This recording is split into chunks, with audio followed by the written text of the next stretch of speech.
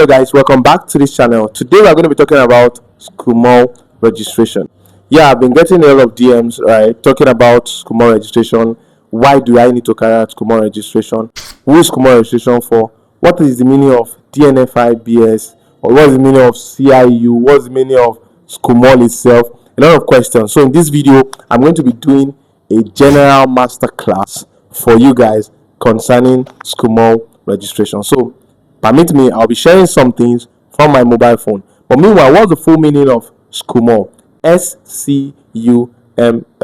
SCUML is actually a special control unit against money laundering, and it's one of the arms of the EFCC. EFCC is the Economic Financial Crimes Commission. And one of the major things you must understand is that the SCUML registration is actually designed to be able to curb money laundering in Nigeria.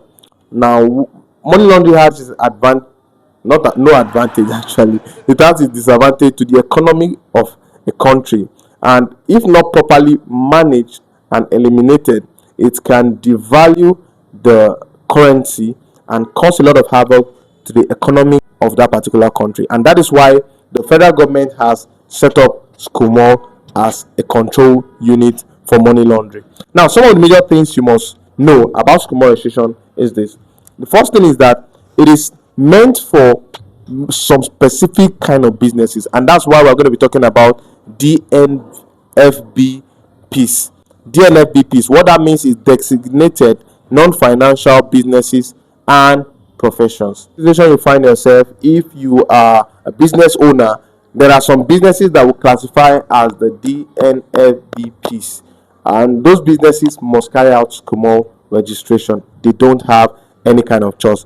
It doesn't mean I'm just starting up, I'm a small business owner, this, that. No, you must file SCUML. And one of the things I've also noticed is that there are some kind of businesses, even though they are not specifically categorized as part of the DNFBPs, they are also required by their banks to go and carry out SCUML registration. Why do I think this particular thing happened? I believe it happens because the bank notice the kind of transaction that the company is carrying out, right? Maybe there's quick influx of funds and outflow of funds as well. So the bank will then have the the right to request for you to carry out SCUML registration. So if you find yourself in a situation like that, yes, you can also carry out SCUML registration. Other acronyms you must also know is that NGOs, right, non-governmental organization, all non-governmental organizations must carry out SCUML registration. It doesn't matter if you're a church, you're a mosque,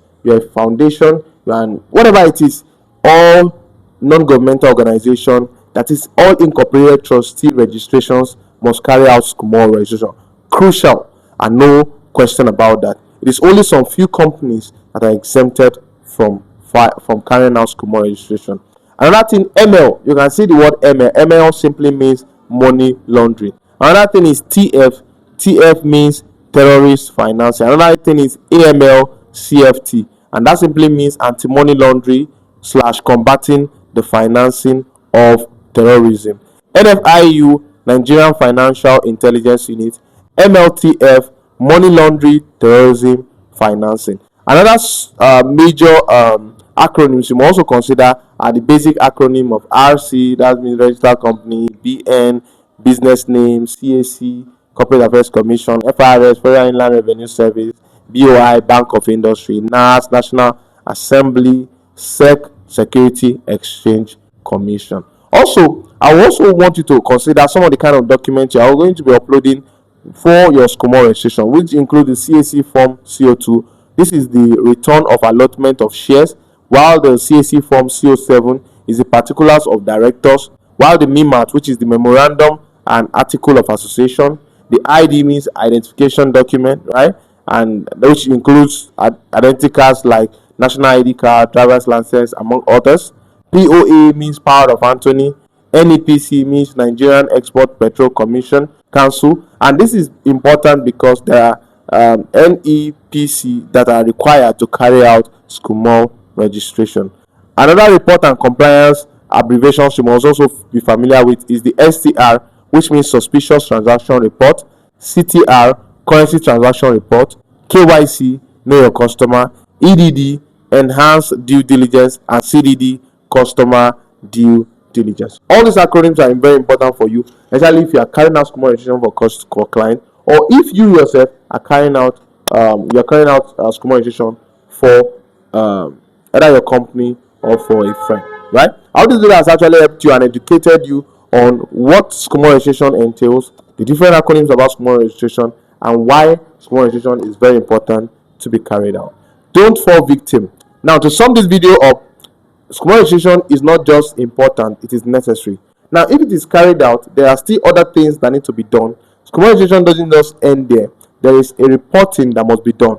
I'll be sharing a link around here after this video to show you the other things you need to carry out after you have done your SCUML registration.